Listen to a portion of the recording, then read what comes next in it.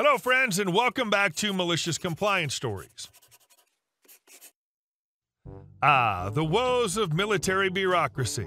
Our OP found himself stationed in an Air Force base that could rival the depths of hell, thanks to a particularly egotistical captain and his loyal followers. But before we begin, best way to support our channel is to leave comments, like, and subscribe with the turned-on bell so you don't miss the new video every single day. Here we go. We just did what we were ordered. This happened 30 years ago when I was stationed in the Air Force. A little background. I was stationed at one of the worst air bases in the Air Force. I hated so much that I volunteered to go to Greenland.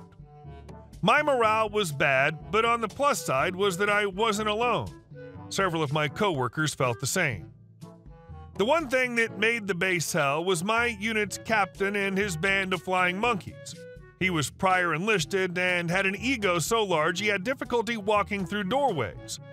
What was even worse was he had a line for a major.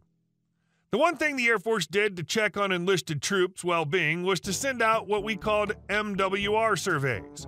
They were supposed to be voluntary, so no one in my unit did them. Well, one day the captain shows up and starts yelling at us for making the unit and himself look bad for not completing the survey. He ordered us to complete and send in the survey. Well, I guess the surveys were so bad that the Air Force HQ sent a team to inspect us. I was interviewed along with most of the enlisted personnel. In the end, the captain was forced to retire as a captain. One of the monkeys asked me why the captain was forced out, and I said, I don't know, I was only following orders. Those surveys can be just as brutal in the retail environment as well. Never have people answer questions that you don't want to know the answers to. And our second story. Want to be the office tyrant? Enjoy getting fired in disgrace? Back in the late 90s, I worked for a company that built and sold computers in bulk for large businesses. It was originally a Chinese firm with its American expansion headquarters based in Milpitas, California. Name of the company rhymes with Dupercom. They had satellite offices all around the United States. I was the lead technician and computer builder at one of the locations in South Texas. It was a relatively small business, about 20 or so people, with sales offices in the front and a huge warehouse filled with computer parts in the back. We had a total Karen of an office manager named Susanna, who was the definition of a petty tyrant. She attempted to rule that office with an iron fist and was a total B to everyone. She had the emotional maturity of a jealous, self-centered middle schooler, and it showed. She liked to try to constantly exert power over everyone, and everyone in the office absolutely hated her. While her secretary had us build her a new computer for her home, Susanna marched into our tech office the next day and demanded to know what kind of computer we built her, just so she could order one for herself that was more powerful, because it isn't right that my subordinates have better computers than me. That's just one example of how petty and immature she was. We told her that we couldn't divulge that information because of customer privacy, so of course she went behind our backs and looked up the invoices to see for herself, because unfortunately she had the necessary access to do that. Then she demanded we build one for her that had a better processor, more memory, bigger hard drive, etc. Then she proceeded to take the computer home for herself and wrote it off at company expense. She didn't even pay for it like her secretary assistant did. Another example of her pettiness was towards myself. Back then, hardware vendors used to come to us to display and sell their wares because they knew that if we bought them, we were going to be buying them in bulk. And I mean thousands of units at a time. As the manager of the tech department, the regional manager expected me to be at those presentations to learn about the product and how it would integrate with computers that my department was expected to build. On the day the vendors came to give their presentation, Susanna demanded that I go to the warehouse during that time to help the warehouse manager put away stock. Wrong.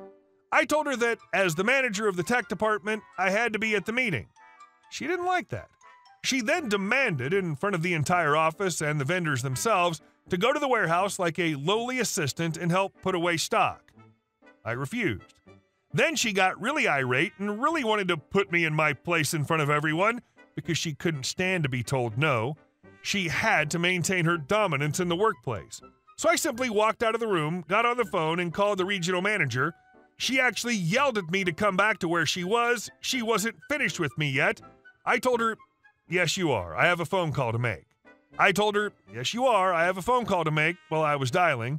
I got the regional manager on the phone and explained the situation in front of her, the vendors, the entire office. I put him on speakerphone. He demanded to speak with her and told her in no uncertain terms that I was to be at the presentation. No ifs, ands, or buts. He told me that if she still refused to call him back. You could have heard a pin drop in that office. The look on her face was priceless. Her face was so red it resembled a cooked lobster. Then I hung up the phone, crossed my arms, and waited. And you know what? She still insisted I go to the warehouse and help put away stock. This time, Robert, the sales manager, who was about 10 years older than her, intervened and told Susanna that he would be calling the regional manager back if she didn't allow me to attend the presentation. She got even redder still. You could practically see the steam pouring out of her ears. She just screamed, "Fine," and went to her office and slammed the door so hard it cracked the glass window in it. I attended the presentation, but forever after that, she was trying to get myself and Robert in trouble for any petty reason she could think of. She would even go so far as to turn on computer monitors in the tech room after I'd left, then attempt to berate me the next day for forgetting to turn them off and wasting electricity. Just stupid, petty little things like that. She would forge sales reports to try and make Robert and his team look bad, which generally makes everyone's office life miserable. Cue the revenge. Everyone in the office was tired of this bee's antics, so we formulated a plan. We'd noticed that during the quarterly warehouse inventory report that if there were inventory units coming up short, say like several processors or video cards or whatever missing, she would zero those negative units out in the system and reprint the reports to make it look like there was never anything out of place. She didn't investigate or try to get to the bottom of it. She just zeroed them out because she was lazy and didn't want those stolen or misplaced items to reflect badly on her performance as the office manager. About a week before the next quarterly inventory report, we purposefully hid about 2 crates, 60 units, of video cards so that the inventory would come up short. The warehouse manager printed out 2 copies of the inventory reports, keeping one for himself before he presented the reports to Susanna.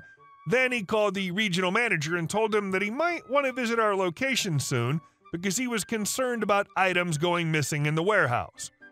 Susanna, of course, as we predicted, zeroed out those missing units and presented the reports to the regional manager the next day as if everything was just peachy keen. The warehouse manager then took the regional manager aside and showed him the real reports and told him of Susanna's butt-covering shenanigans. Needless to say, she was very much fired within minutes after those reports were presented. The entire office watched in silent happiness as a disgraced Susanna cleaned out her office and made the walk of shame to her car. As soon as the main office door closed behind her, everyone in the office cheered. It was loud enough that Susanna heard through the glass doors and windows as she shamefacedly walked her box of belongings out to load into her car, tears of embarrassment and rage streaming down her face. You could tell she heard because she stopped with her head down for a brief moment before continuing on to her car. Susanna's assistant, a nice older woman named Helen, became the new office manager. Everyone at the office was much happier with her at the helm, and productivity increased accordingly. And our last story. Towed my neighbor's friend's car. I have a neighbor whose guest blocks my mailbox when they visit 2 to 3 times a week. Everyone's lawn is fairly large and they technically have plenty of space to park in front of my neighbor's house. So while I find it weird that they'd rather park in front of my home, I wouldn't fuss over just that. My problem is my son has medications that get delivered via USPS bi-weekly. Twice I've received an undeliverable notice from the mailwoman because of the car blocking my mailbox so often. I've already been next door multiple times to speak to the neighbor about it and explain the situation to them. I only ask that they don't park there during mail delivery hours so I can make sure I'm actually getting my mail, especially since my work schedule doesn't usually afford me the ability to just go to the post office to pick up undelivered mail immediately. They seemed nice enough about it, but the behavior hasn't changed. Yesterday it happened again, so instead of going back over there, I called the non-emergency line to file a complaint and told them what was going on. I had already called them a few days before to ask what my options were and was told the driver could be ticketed if police were called out there because blocking the mailbox or parking within 15 feet of a residential mailbox is against the local ordinance. I didn't know the police could either ticket or tow the car at their discretion, so when I called, I was expecting them to get a light ticket. Well, the officer that came out decided to tow it. Now, my neighbor's angry and demanding I reimburse them at least partially for the towing and storage fees because I could have just asked them to move the car instead of calling the police. I do feel bad because I wasn't expecting the car to be towed, but my thing is, I've already asked multiple times for them not to block my mailbox during delivery hours. Part of me wants to just give them some money because I'm not trying to cause issues with my neighbors, but another part of me doesn't feel like it's my fault even though I'm the one that called the police. Edit. I won't be paying them anything, and if they insist on bothering me about it, I can call the police for harassment because at the end of the day, they were selfish enough to not care about my kid, so why should I care about their car? I did give them a lot of warning, so the fees are on them. Hopefully, this whole thing is over. When I came home today, the guest, I think it's my neighbor's boyfriend, was visiting again, but he was parked in their driveway instead. They were out there talking and made it a point to stare me down as I was backing into my garage. So there's tension, but they'll have to get over it. To the people suggesting I get cameras, I had a security system installed a few weeks after I moved in. It's just me and my son, so there are cameras covering every angle of the house, including one that looks out onto the street in my mailbox. Hopefully they're not dense enough to tamper with my mail or any packages placed in there, because I will not hesitate to press every charge the cops can think of. Well done, OP. You already made the case for your neighbor about not blocking your mailbox during delivery hours. You were ignored. Now they're angry at the consequences? There's not a lot you can do for them short of being a complete doormat. Give them the money they demand and they'll just keep blocking your mailbox. You shouldn't have to ask them to move their car every time it prevents delivery of your son's meds. Once should have been enough. Hey guys, thank you all for watching the video. I'll see you in the next one.